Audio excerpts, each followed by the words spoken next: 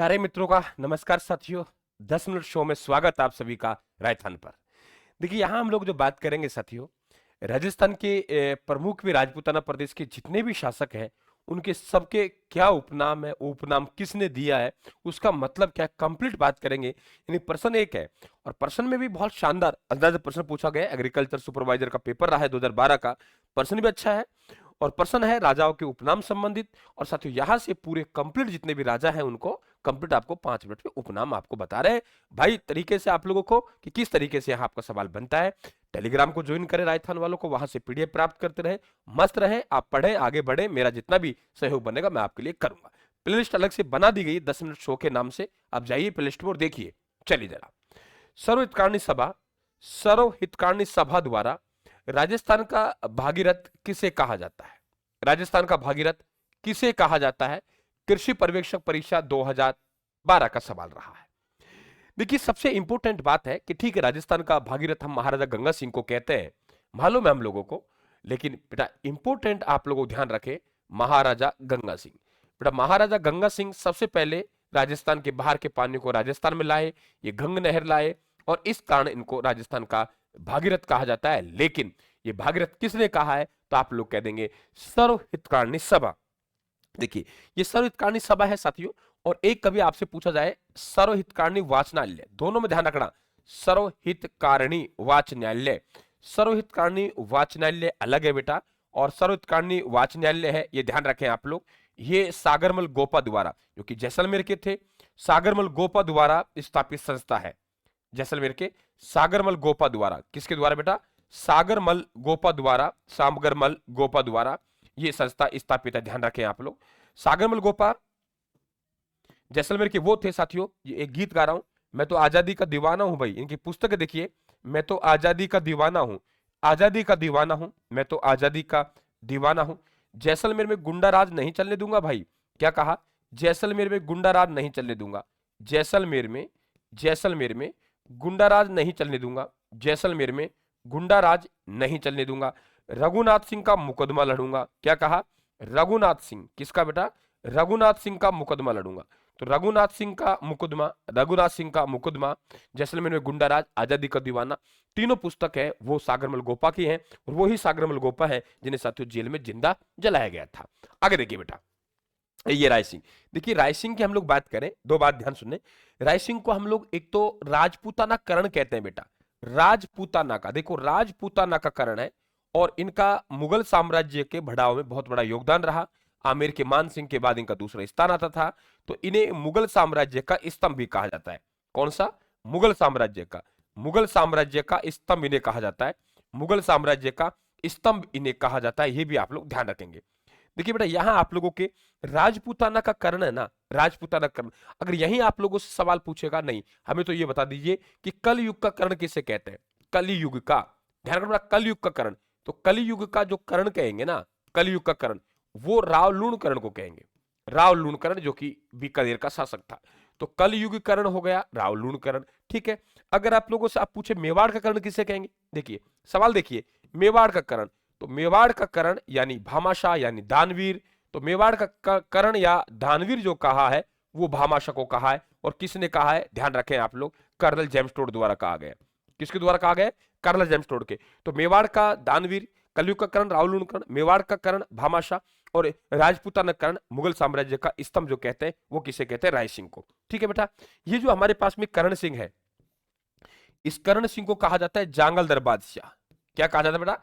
जांगलदर बादशाह, जांगलदर बादशाह इन्हें कहा जाता है, ये भी आप लोग ध्यान रखना, जांगलदर बादशाह, ठीक है। और देखिए आप लोग यहां दूसरी बात हम लोग बात करें कि आपसे विद्वानों का जन्मदाता, कभी आपसे पूछा है विद्वानों का जन्मदाता, विद्वानों का जन्मदाता किससे कहा जाता है? तो विद्वानों का जन्मदाता हम कहते हैं महाराजा अनूप सिंह को। खुद विद्वान था और विद्वान दरबार में थे, वही अनूप सिंह है जिनके बीकानेर चित्रशैली का स्वर्ण काल कहलाता है। इनका शासनकाल क्या कहलाता है बेटा? बीकानेर चित्रशैली का स्वर्ण काल, यानी जो बीकानेर चित्रशैली है उस चित्रशैली का जो स्वर्ण काल कहते हैं वो महाराजा अनूप सिंह का शासनकाल कहलाता है। यहां आप लोगों, यदि आप लोगों से मारवाड़ का भागीरथ की बात करें, ध्यान सुनना, ये मारवाड़ के भागीरथ की बात करें तो आप गज सिंह द्वितीय कर देना, महाराजा गज सिंह द्वितीय, महाराजा गज सिंह द्वितीय। आपसे मारवाड़ के भागीरथ की बात करें तो महाराजा गज सिंह द्वितीय आप लोग कर देंगे। क्या कर देंगे बेटा? महाराजा गज सिंह द्वितीय कर देंगे। ध्यान रखें आप लोग, ये आपको बिल्कुल मालूम होना चाहिए। इसके अलावा साथियों यदि हम लोग बात करते हैं, देखिए आपको पता है कि आप लोगों के राव चंद्रसेन की बात करें तो बेटा ये जो राव चंद्रसेन है, कौन है राव चंद्रसेन? ये महाराणा प्रताप के बाद में जन्मे थे। महाराणा प्रताप जी का जन्म 40 में हुआ, इनका जन्म 41 में हुआ। ठीक है, जन्म 41 में हुआ, यानी 1541 में जन्म हुआ और 1581 में इनका निधन हुआ। तो महाराणा प्रताप से तो 1 साल छोटे थे, लेकिन राजा, ये ध्यान रखें आप लोग, ये 10 माफी चाहूंगा, हाँ 10 साल पहले राजा बने, 10 साल पहले राजा बने थे। ये 1562 में ही राजा बन गए थे। 1562 से 1581 इनका शासनकाल है। जो इन्होंने संघर्ष महाराणा प्रताप से पहले किया मुगलों से, तो ध्यान रखें इन्हें मारवाड़ का महाराणा प्रताप कहते हैं। कभी पूछा है कहाँ का? मारवाड़ का महाराणा प्रताप। मारवाड़ का महाराणा प्रताप आप सभी जानते हो, मारवाड़ का महाराणा प्रताप कहते हैं। महाराणा प्रताप का अग्रगामी कहते हैं, है ना। महाराणा प्रताप का पथ प्रदर्शक कहते हैं, है ना। और महाराणा प्रताप है, इसे फिर भी हम लोग क्या कहते हैं, याद कम करते हैं, तो इसे हम भूला बिसरा राजा कहते हैं। क्या कहते हैं? भूला बिसरा राजा कहते हैं। ये भी आप लोग ध्यान रखेंगे, भूला बिसरा के राजा के नाम से भी इनको जाना जाता है। मेरे हिसाब से कहानी एकदम क्लियर होती, आगे बढ़ रही होगी साथियों। देखिए, राय पिथौरा या विश्व विजेता, क्या कहा मैंने? राय पिथौरा कि साथियों, राय पिथौरा किसे कहते हैं?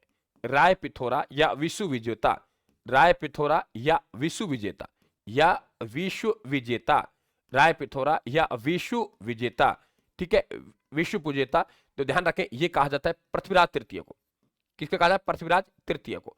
एक बेटा आप लोगों के चौहानों में एक शासक हुआ है, अब चौहानों में एंट्री कर रहे हैं, और उसका नाम है विग्रहराज चतुर्थ। बेटा विग्रहराज चतुर्थ है, इसे कवि बांधव कहा जाता है। विग्रहराज चतुर्थ, विग्रहराज चतुर्थ को कवि बांधव, खुद कवि थे और कवियों के आश्रयदाता थे, इन्हें कवि बांधव कहा है। अब सवाल ये बनता है कि इन्हें कवि बांधव किसके द्वारा कहा गया? ये भी अपने आप में एक सवाल है। तो आप लोग कह देंगे इन्हें कवि बांधव कहा गया, वो जयनक के द्वारा कहा गया। किसके द्वारा बेटा? जयनक के द्वारा। इन्हें कवि बांधव जो कहा गया वो किसके द्वारा कहा गया है? जयनक के द्वारा। तो विग्रहराज चतुर्थ है, ये विग्रहराज चतुर्थ को कवि बांधव कहा है, वो जयनक के द्वारा कहा गया। ये भी आप लोग ध्यान रखेंगे। ठीक है, यहां तक आप लोगों के बिल्कुल क्लियर होते आगे बढ़ रहे हैं। साथियों आपको मालूम है कि हमारे पास में एक एलपी टेसीटोरी हुआ। ये एलपी टेसीटोरी ने एक बहुत शानदार उपाधि दी है, जिसका मतलब होता है हेरोस। हेरोस एक्चुअल में क्या है कि इटली के राजकुमार थे, और इन्होंने एलपी टेसीटोरी ने जो डिंगल का हेरोस कहा है, किसका बेटा? डिंगल का हेरोस। जो डिंगल का जो हेरोस कहा है, डिंगल का जो हेरोस कहा है, डिंगल का जो हेरोस कहा है, डिंगल का जो हेरोस कहा है, वो कहा है पृथ्वीराज राठौड़ को। किसको कहा है बेटा? पृथ्वीराज राठौड़ को। ये भी आप लोगों से कई बार पूछ लेता है, ये ध्यान रखें आप लोग, पृथ्वीराज राठौड़ को कहा है। दूसरा, अगर आप लोगों से पूछा जाए बेटा कि यहाँ पे राजस्थान का अबुल फजल, राजस्थान का अबुल फजल, तो राजस्थान का अबुल फजल, राजस्थान का अबुल फजल जो कहते हैं वो मूढ़ोत नैन सिंह को कहते हैं। किसको कहते हैं? मूढ़ोत नैन सिंह को। और इसे जो कहा गया है वो ध्यान रखें भाई, चैनल को सब्सक्राइब कर लेना, टेलीग्राम को ज्वाइन कर लेना, निश्चित तौर से आपको बहुत आगे ले जाएंगे। मस्त रहिए आप लोग, टेंशन करने की आवश्यकता नहीं है, बहुत आगे ले जाएंगे। तो राजस्थान का अबुल फजल जो कहा है वो किसे कहा है बेटा? मूढ़ोत नैन सिंह कहा है मुंशी देवी प्रसाद ने। यही मालूम होना चाहिए, किसने कहा है? मुंशी देवी प्रसाद ने, मुंशी देवी प्रसाद ने कहा है। अब आपसे पूछेगा राजस्थानी भाषा का मसाल, राजस्थानी भाषा का मसाल इनसाइक्लोपीडिया द्वारा, राजस्थानी भाषा का मसाल। तो राजस्थानी भाषा का जो मसाल कहा है, राजस्थानी भाषा का जो मसाल कहा है, वो ध्यान रखें आप लोग, वो सीताराम लालस को कहा है, और इनसाइक्लोपीडिया द्वारा कहा गया। सीताराम लालस ने कहा है, सीताराम लालस ने कहा है। ये भी आप लोग ध्यान रखेंगे, किसके द्वारा कहा है? सीताराम लालस को कहा है। ये बिल्कुल आप लोगों को मालूम होना चाहिए साथियों। ठीक है, यहां तक बातें क्लियर?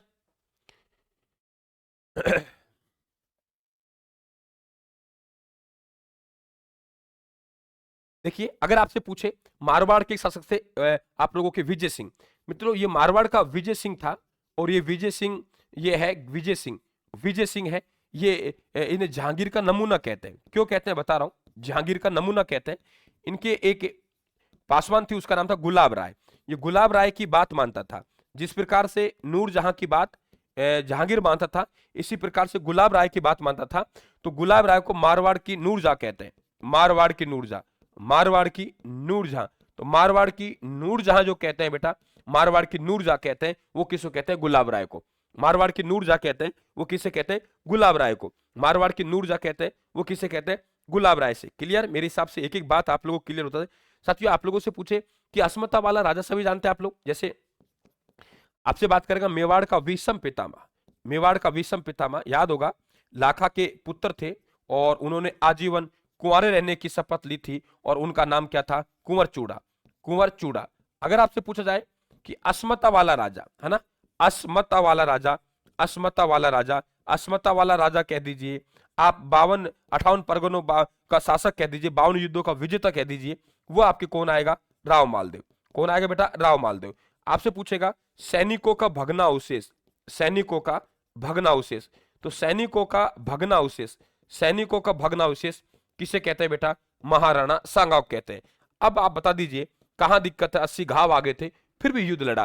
तो बड़ा मेहनत करेंगे तो हमारी तकदीर बदलेगी, वादा है, और मेहनत नहीं करेंगे तो हमारी कोई आप लोगों की किस्मत नहीं है। किस्मत है ही नहीं दुनिया में, और किस्मत यदि है भी तो वही शब्द है साथियों, किस्मत उसी की है जिसमें जीतने का जज्बा हो। जिसमें जीतने का जज्बा ही नहीं है उसकी किस्मत करेगी क्या? जिसमें जीतने का जज्बा ही नहीं है साथियों।